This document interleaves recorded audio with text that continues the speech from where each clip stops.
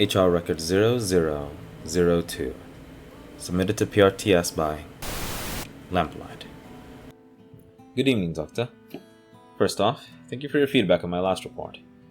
Thanks to your support, this project of mine has been approved by the HR department for a while longer. Oh, and don't mind the recorder. It's just to make uploading logs to PRTS easier. I know you might be a bit nervous around these after that incident with Harmony, so I appreciate your understanding. Now, as before, I'll be going over a previous event, in this case, the Ambrogi incident. As a reminder, I'll be skimming details if they aren't relevant to the operator at hand or don't provide important context. You'll find the rest filed under the incident report, Hortus Escapismo. Now, allow me to set the scene. Our story begins in the Bering Lands between Iberia and Laterano, in a canyon where even beasts struggle to prosper. Here, desperate wanderers might come across a strange sight. A beautiful, if run down, mobile monastery. Crafted by the Paradise of Laterano as a show of union with the Golden Age Iberia. Unfortunately for the wanderer, they have not found a paradise of plenty like Laterano.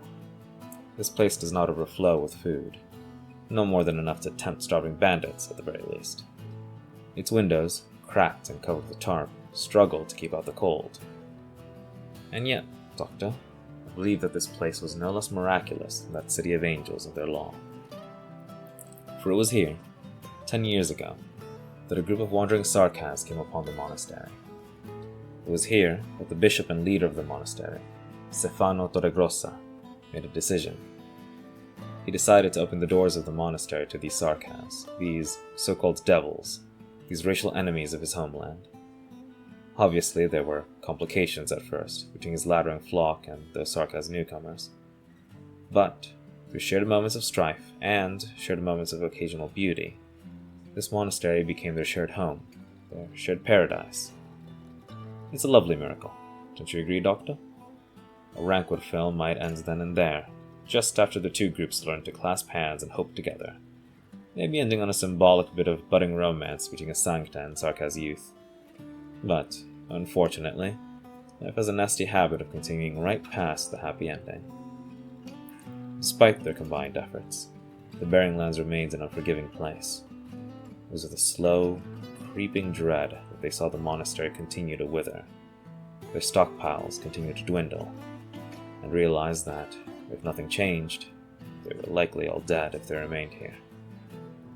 And it was then, when only a few even remembered Laterano as more than a fairy tale, that the monastery's distress call was heard. Laterano, eager to save their king, and recover their monastery, sent two nuncios, envoys, to investigate. The first was Oren, a man who has experienced much of life outside Laterano. If there is ever a doubt in his mind that Laterano could come to harm, he is willing to go to any lengths to simplify the situation. He was partnered with Lemwen, also known as Lemwen the Silent. Though she currently requires a wheelchair to move, her reputation is still one that invites fear despite her seemingly soft and gentle nature. She is no stranger to doubts, or being influenced by others, but of the people who speak of today, I'd argue she begins our story with the healthiest mindset when it comes to doubt. Likely due to the very incident with the martyr that placed her in that wheelchair to begin with, but I'll spare you my speculations on that front. When they arrived, they offered salvation to these people who had been huddling together in the wilds. After their long absence, their king, along with those of Iberian descent of course, would be brought back into the folds of Laterano, where they would never fear hunger or cold again. But this invitation did not extend to the Sarkas. Though they had shared a home together for the past decade, though the Sarkas fought to protect them from bandits, though they shared the meat of their hunt and the clothes off their back, though they joined hands with the Latterings in prayer, the Sarkas would not be allowed into paradise. The Sarkas would be abandoned to wander alone once more. It was then that Stefano truly felt doubt in the faith that had sustained him for so long. 10 years ago, he allowed for this miracle in the Bering Lands because he believed it was the right and just thing to do, to save and accept all in his reach. And now, the angels of paradise had declared him wrong, declared that the law demanded he cull half his flock before they would raise a finger to save the other. So, stalling for time, he attempted to detain these nuncios. Of course they didn't have the strength to do so forcefully. Oring slipped away immediately, Lemwing allowed herself to be confined. Neither officially contacted Laterano, and as such, 3 new envoys were sent out to investigate the radio silence. One was Operator Executor, also known as Federico. Just recently declared a saint, he's a man that knows neither hesitation nor doubt, though he'd readily admit there is much he simply does not have enough information to understand. The second is Rochelle, or you may better know him as Operator Insider, though he didn't have the title at this point in time. He was very nearly the primary subject of this report. His upbringing on the outskirts of Syracuse is, well, one I can sympathize with, Doctor. Like Oren, he knows the ugliness that lies beyond the walls of Laterano well, but in his case he was born into it, knowing poverty and chaos before a traveling sancta discovered him and brought him back to Laterano.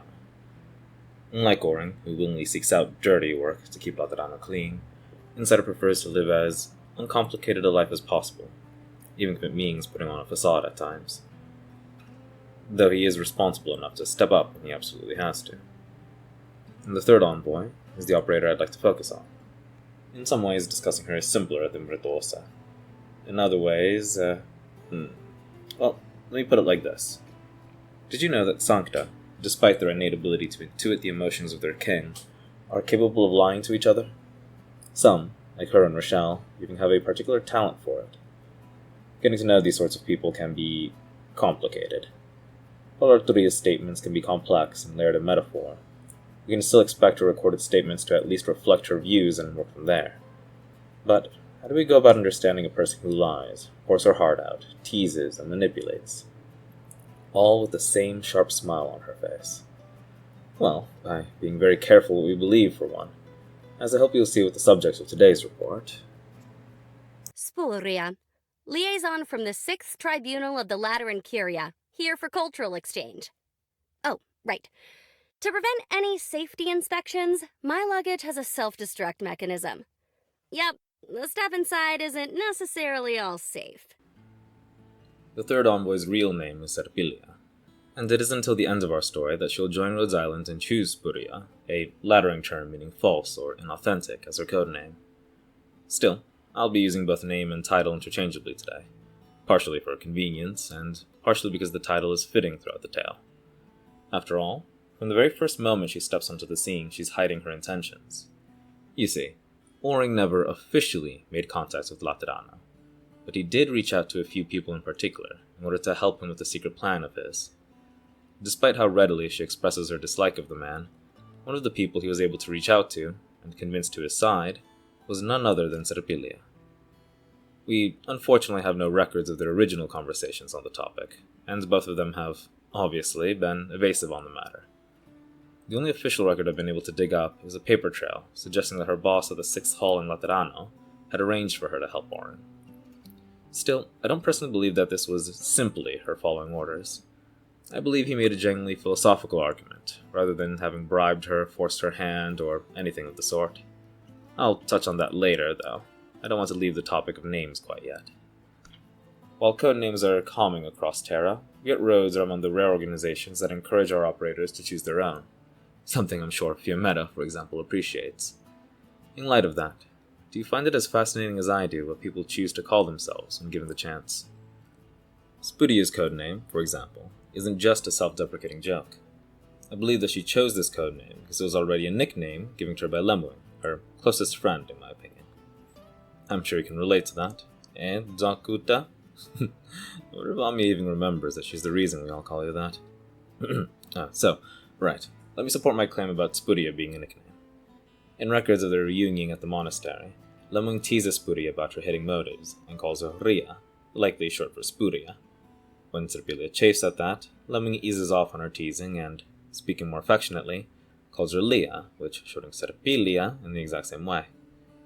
Given the affectionate nicknames, I'm sure you've pieced it together, but Lemwing is openly a dear friend to her. The two of them met in school when Lemwing, the school prefect, went out of her way to reach out to the school's resident loner/hacker. This was after the teachers had mostly given up, and administration was willing to look the other way on her absences, having been bribed through a variety of different favors. Later on, even her choice in career would be influenced by Lemwing's suggestion.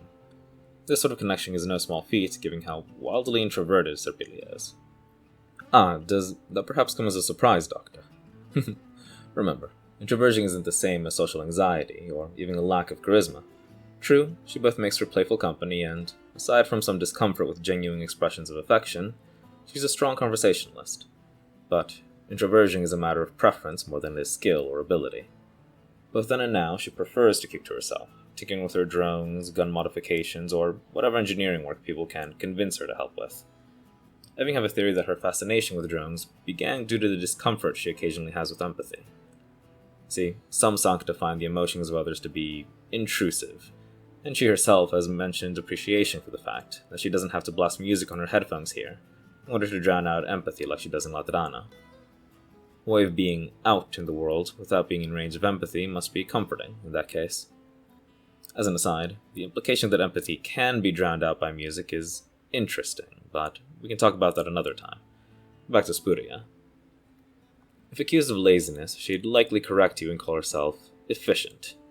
It's my personal judgment that she mostly suffered from a lack of ambition to help push her through anything she found tedious. Since, to her credit, when it comes to matters of engineering that do catch her interest, she's genuinely a hard worker, an avid learner, and capable of remarkably creative solutions. Even if some of the innovative shortcuts she takes don't always pan out, I'd still argue that, like Insider, when push comes to shove, her results are impeccable. It's just that anything involving people generally requires a powerful shove. Unless she's paying back a perceived debt, the most social interaction she usually seeks out is using her drones and holograms to attend meetings, delivering the fruits of her engineering, and pulling pranks or covertly watching other people's reaction to said pranks. Sorry, Doctor. I just had the realization that she and Caper are scheduled for a joint operation next Monday. That's going to be a week, but that's future me's problem. Back on topic. With that, you should have a baseline understanding of the situation in the monastery that Spuria and the others are walking into, as well as just a bit of what kind of person Spuria is walking into this. But, as you already know, something will happen here that will force everyone involved to confront their doubts and come out the other side changed. Let's follow our three envoys again as they make their way through the monastery, and begin their investigation.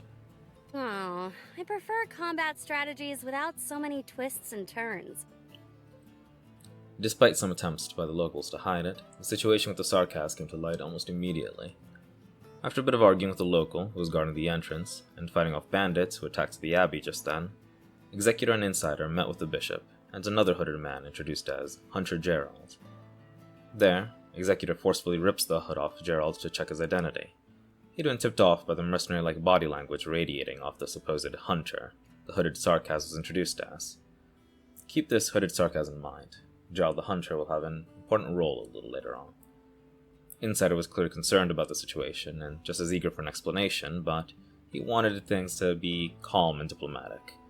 Federico's abrasiveness can make that difficult, to say the least. And Spuria, well, she wasn't there. Before the bandits had even arrived, she'd snuck her way into the abbey. So, she wasn't there to see Executor earn his reputation and bluntly expose the Sarkas situation. But she didn't need to be. I believe that she entered the monastery not just knowing she had to support Oring, but knowing the broad strokes of his plan. Her discussion with Lemwing, I think, offers a few early clues that this is the case. The most obvious to me, other than her caginess around Lemwing and her sadness at hearing her friend's hopeful plans, is that she mentions knowing about the group of Sarkas. An odd thing to mention when, according to our timeline, the Sarkas were still in hiding at this point. The only Sarkas she officially encountered was the local at the entrance, who she describes as a, haughty with a hitting face.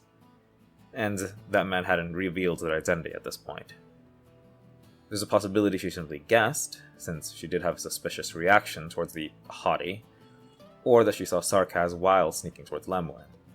But, coming through eyewitness reports, I'm not convinced she could have learned of the Sarkas at this point, through more likely means than Oring and his plan. So, let's talk about that plan. It began to form in Orin's head soon after he and Lemwing were detained. He and Lemwing both knew Laterano would never accept the Sarkas into paradise. All of this is just delaying the inevitable. In truth, even in the monastery, very few held on to such hopes. If the others would be spared their lives of strife, they would have to do so by turning their backs on the Sarkas. And regardless of their choice, one way or another, Laterano would be taking its monastery back. It's a cruel situation. A situation that, in time, I hope will change. But hoping for a better tomorrow does not remove our responsibility to act as well as we can today.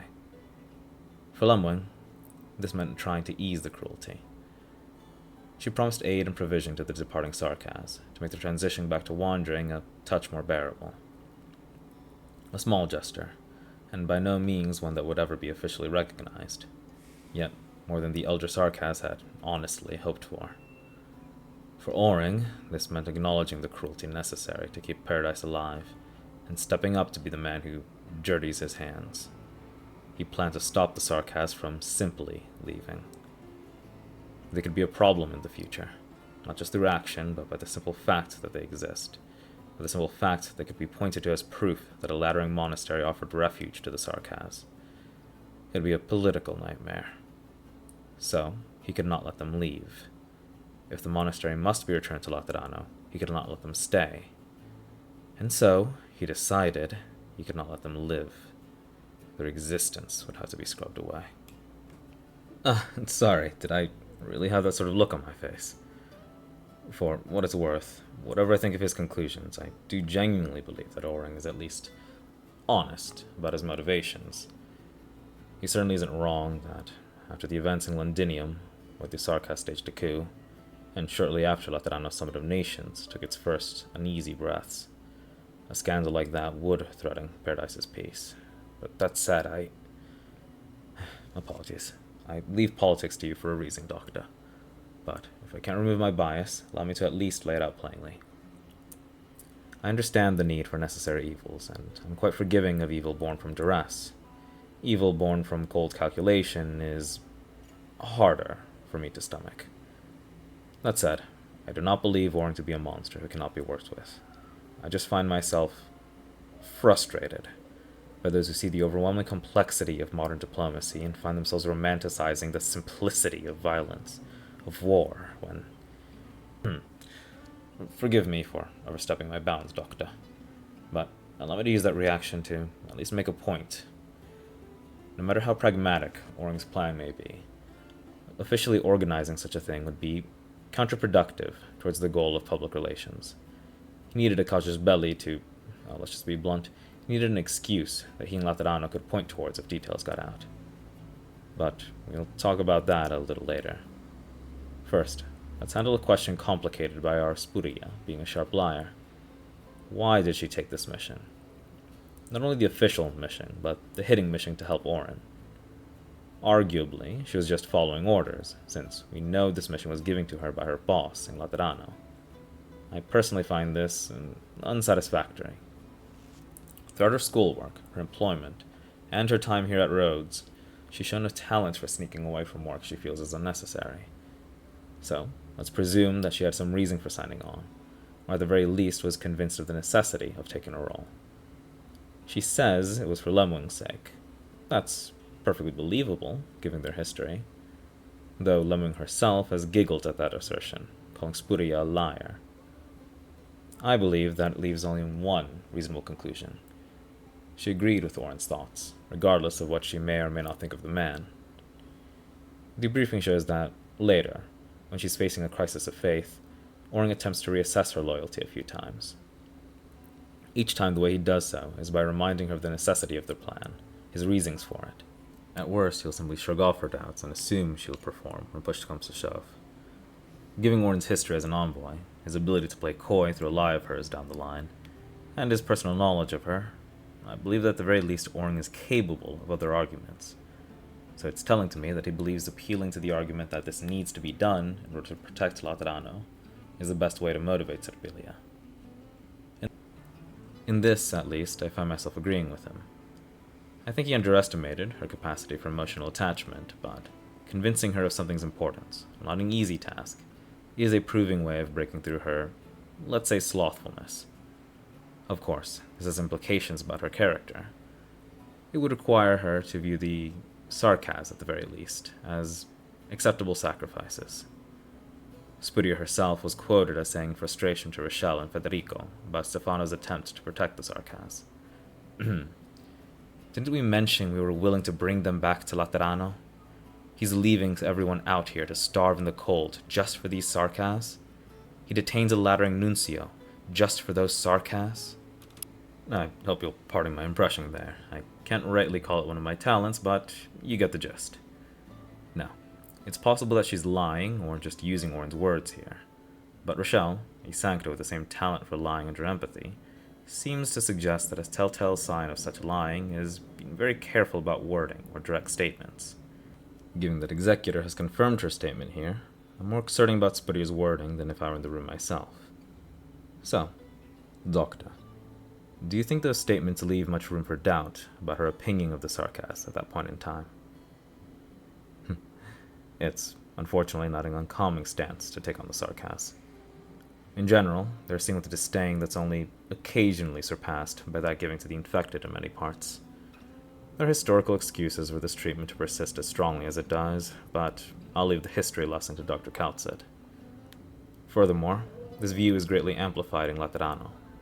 Our operators tend towards fairly worldly and accepting personalities, just by the nature of what we do here. But even on the Landship, we keep a closer eye on tighter records than we would otherwise, when it comes to relations between our Sarkas and Sancta members. Just in case. And Serpilia, at this point in our story, is not what I'd call worldly. She's been secluded in Laterano, even more than most Sancta in her position, given her tendency to avoid fieldwork. I believe the seclusion and lack of exposure to others to be an important part of her mental state and potential for growth. Though, as I mentioned with Arturia, explanation of a behavior is not an exoneration of it. My goal is to help you understand others. I only ask you to do your best to understand these people you're guiding. For good or ill, the operator's trust in you grows by the day, Dokutah. Of course, don't feel too overwhelmed. Most of their change will still have to come from their own choices as they encounter more and more difficult situations. Serpilia, of course, had her first taste of that when she learned. We Sancta know how to shoot just by the instincts we were born with. Then, after 7 years of schooling, we've mastered advanced shooting techniques and learned the basics of maintenance and retrofitting. After that, we may spend our entire lifetimes without ever realizing guns hurt people. Serpilia dodged meeting the bishop and Hunter Gerald when she snuck away from the group. She instead wound up meeting a Sancta by the name of Fortuna. Fortuna was a Sancta like any other at the monastery, born too young to know any life other than this one, and having only heard stories of the Laterano that now came to claim her. She did, however, have a patron firearm, albeit a damaged one, making it ill-suited for prayer, let alone combat. As a bit of kindness, Serpilia helps fix Fortuna's gun. Technically, she leverages the repairs in exchange for the promise of some home cooking, and to earn the girl's trust, but Serpilia has a habit of hiding her own charity with token benefits for herself. Though I'd still recommend you not let your guard down.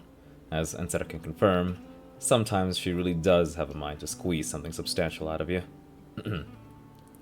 In any case, given her field of study, the repairs are a simple process for the smiling Sancta, and one that I imagine she enjoys. The gun in question was an antique, but even that wouldn't have been much of a complication. She used to have a focus on older weapons, you see. And in general, servicing guns is one of the tasks she finds interesting enough to do as a favor for others, like Lemwing's sister. Oh, speaking of, that sister is actually an operator here. Actually, I'll skip the tangent this time. I want to save it for a special report I'm working on. All this to say that Serpilia didn't think anything of fixing this gun. Even if she hadn't made a habit of skipping ethics classes back in Laterano, she probably still wouldn't have. Guns are natural things for a Sancta. And so it comes as quite a shock to her when, not too long after, she sees the fruits of her repairs. It's in the chapel, when Fortuna walks in. The blood of her best friend dripping from her body, Sarkas horns poking at her flickering halo, and the very same gun Spuria fixed for her held limply in her blood-soaked hand. Guilt is a funny thing, don't you think, Dokutah? It's often presented as a feeling of our sins crawling down our backs, but personally, I think it's a bit too inconsistent to be that simple. You see, the details surrounding an angel's fall are always heavily scrutinized. This time was no different. The discharge was accidental. Fortuna was arguing with her best friend Elfina, They wrestled for the gun, not with intent to use it. Delfina wanted to destroy it, while Fortuna considered it precious. The trigger was pulled in the scuffle, and, Fortuna being a sancta, the normally complex process of firing a bullet was completed in an instant. It was a tragic accident, due to a complex situation that Spuria could have had little impact on. Her only tangible involvement was fixing the gun in question, but again, there was no malice in this. Under laddering law, Fortuna had every right to that firearm. Compare it to the tragedy that Spuria was directly helping Oring organize, and it pales in comparison. Lemwing was trying to find a solution before things broke down to guns and violence. Spuria was helping Oring bring about that exact violence before things grew complicated. But, like I said, guilt is a funny thing, Dokutah. The plan was ugly, but necessary. Even if seeing Lemwing working so hard for a peaceful conclusion saddened her, that was part of how the world worked. There was no contradiction for her heart to resolve. Meanwhile, a gun, to a sancta, is supposed to be a symbol of what they are. Fixing it for that girl in exchange for, well, almost nothing really. A favor she didn't need and a promise of home cooking. It should have been a simple act of kindness, and yet it turned out like this. That said, guilt isn't a bad thing when we have the courage to face it. It's often these contradictions that help shock our minds awake and take a fresh look at ourselves and our beliefs. It's an uncomfortable feeling, but without it, many of us would never question the path we're on, or even consider turning onto a new one. And I think it was this moment, this arguably unrelated moment, that made Spuria begin to doubt that what she was doing was right. That made her doubt that bringing the guns of Laterano down on this monastery was the simple and efficient solution it seemed to be at first. Her actions after discovering what happened are commendable. She rushed to Delfina's side to try and treat her. When she discovered that death was instantaneous, she tried her best to handle the matter delicately.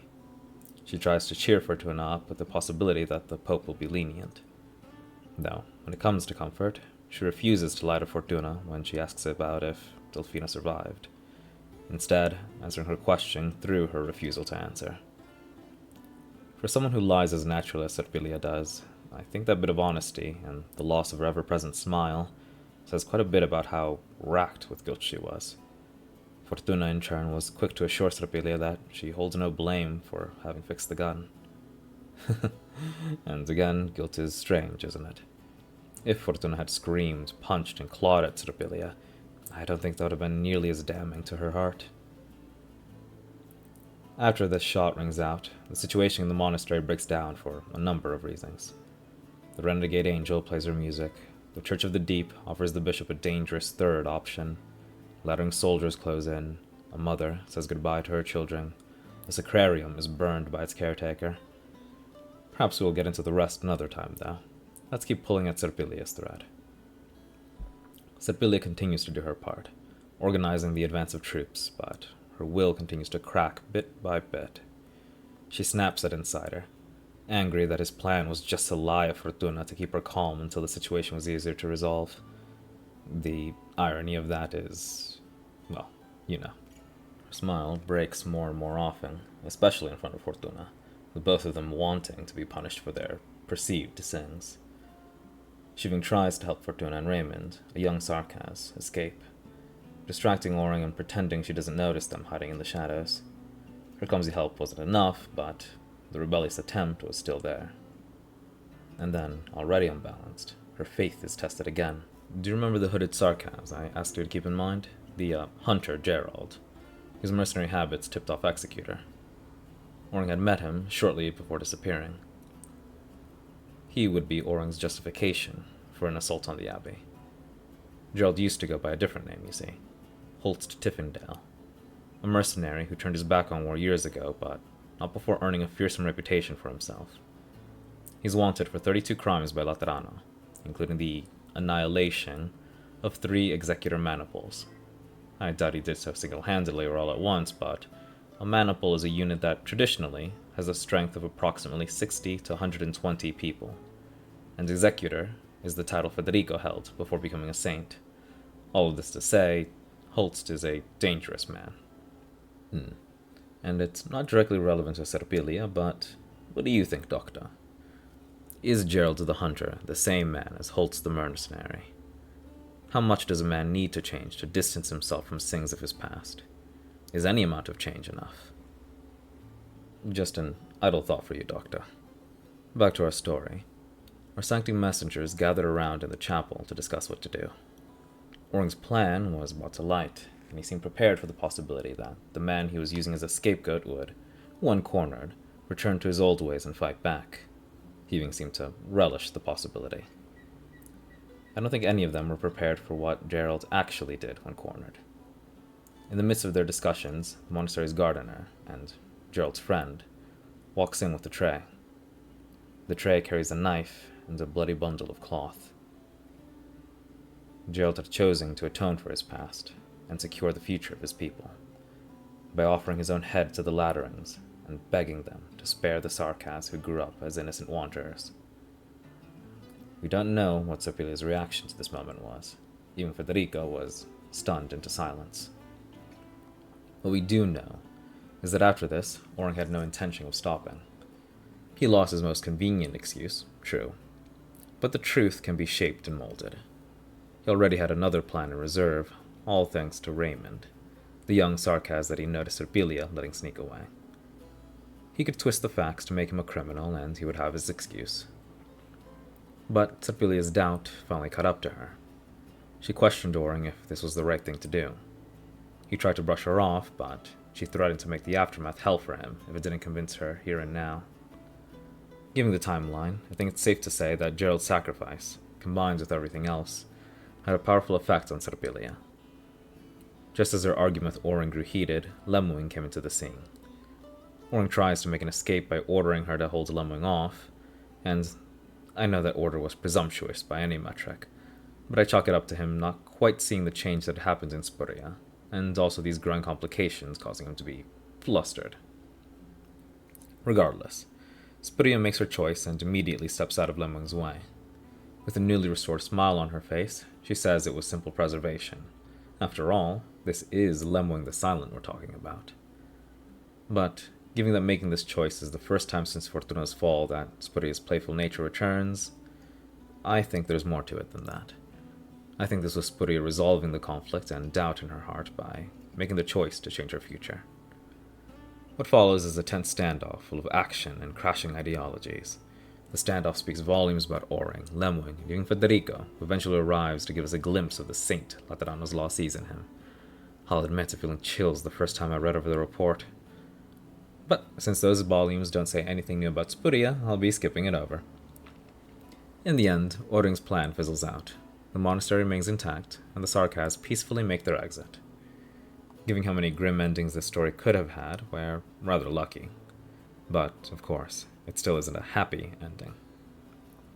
This all began because this miraculous community had been forced to make a terrible decision, to shun the Sarkaz and their flock in exchange for protection for the rest of them.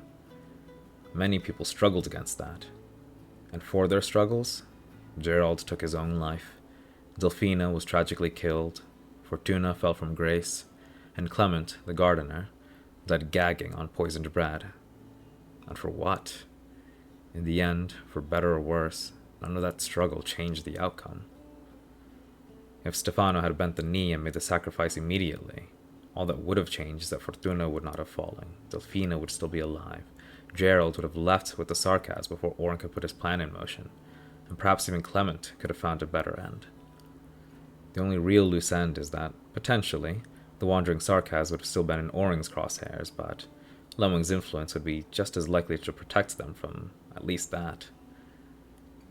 The story ends as a tragic, cautionary tale, a grim indictment against fighting the status quo. A Rankwood film might have ended there, right after Stefano's last-minute choice to give in to Laterano's demands to separate his flock. Fortunately, life has a funny habit of continuing right past the bittersweet ending. True, everyone's struggles brought about more pain. They did nothing to change the outcome today, but I'd argue their struggles remained incredibly meaningful. Federico tasted doubt and grew into his role as saint. Rochelle began looking past himself more often. Stefano began a pilgrimage to find enlightenment. Fortuna, well, I believe this won't be the last we hear of her or the Sarkaz she joined. even if the broad results had not been changed by those who struggled against this injustice. All these people, and more still, certainly have been. And I believe the future will be a more hopeful place because of these people and the changes they've undergone. And, of course, that includes our Spuria. What became of our lazy technician after all was said and done, and the monastery began its journey back to Laterano's embrace? I'm more willing to go on field ops than before. That's because I'm after inspiration for firearms upgrades. When I stand in war-torn ruins, when there's none of the ear-rending ruckus of Laterano, I get this weird sense of fear. I have to find a way to use my technology to combat that somehow. Well, first off, Fortuna was supposed to return to Laterano, so she could be judged and the matter of her fall could be addressed. However, when Fortuna decided that she instead wanted to remain with the exiled Sarkaz and wander with them, Serpilia supported her decision, after a bit of teasing, of course. The only conditions were that Spuria would still be her warding, so constant communication would be a must, and that Fortuna would owe her, starting with the pizzelle Fortuna had promised her since fixing her firearm. Though she does make light of it, letting Fortuna go really could have caused quite a few problems for Spuria, and at a minimum would mean a lot more work. I think this is a lot about Spuria's changing character that she gave Fortuna her support here. Or who knows, maybe Spuria really is just that much of a fiend for pizzelle.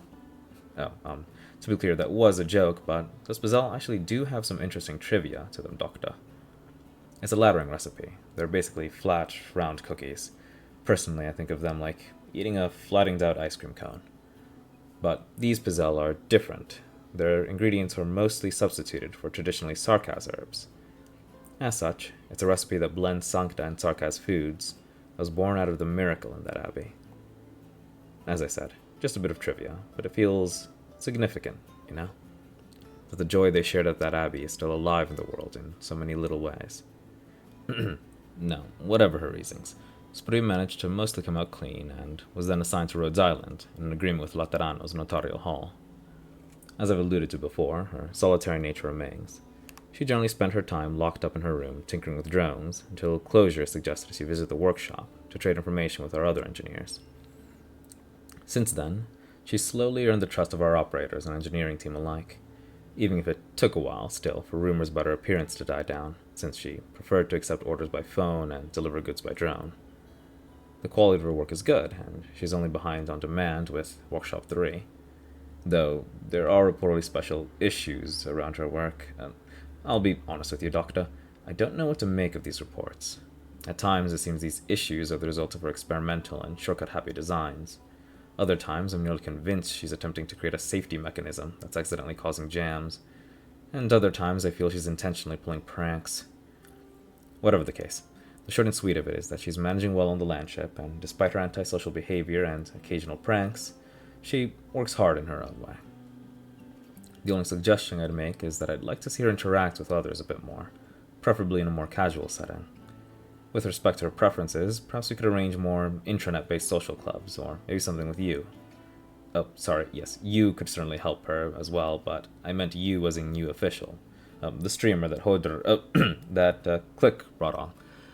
Otherwise, I was previously concerned that Serpilia might have certain health risks after a number of extended trips off the Landship, but it turns out that those are nothing to worry about.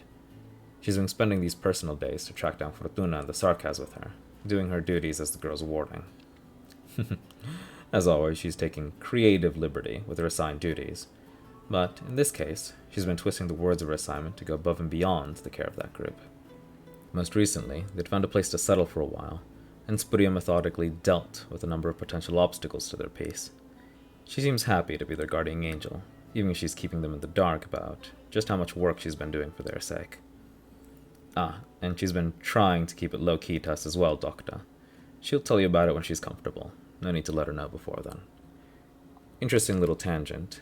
In their shared correspondence, Fortuna mentions being able to use her gun again.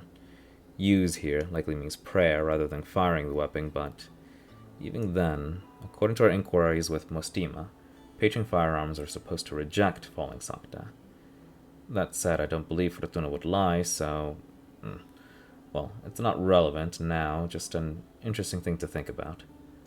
Between her care of Fortuna and the Sarkaz, as well as her renewed passion for firearm design, I think we can expect great things from Spuria in the future. As I said before, while she's extremely talented, her lack of motivation greatly limits what she can do to hone or use that talent. Now I think she's begun to find her motivation, and I look forward to seeing the life she chooses to lead because of it. It will be difficult for her, facing doubt and charging into uncertain waters always is, but, to use her own words when she was first saying goodbye to Fortuna, there is no point in being scared. One wants to learn more, in spite of the fear. Besides, someone once told me that techniques exist to be used. I didn't understand at the time, but now I understand a little. I'm a craftsman, and I'm responsible for the weapons I craft. I'm happy to say that she's found a path for herself. If the change in her wings and halo are any indication, it's one that suits her. Help her down it when you can, Dokutah. But before that, I'm curious what your own thoughts are on the Sly Angel. Some matters for your consideration. What do you reckon she hopes to accomplish by studying modern firearm design so diligently? Who, exactly, is this someone who told her that techniques are meant to be used?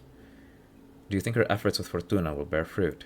That maybe that half of Stefano's flock will find their own happiness? No need to answer immediately, just think on it.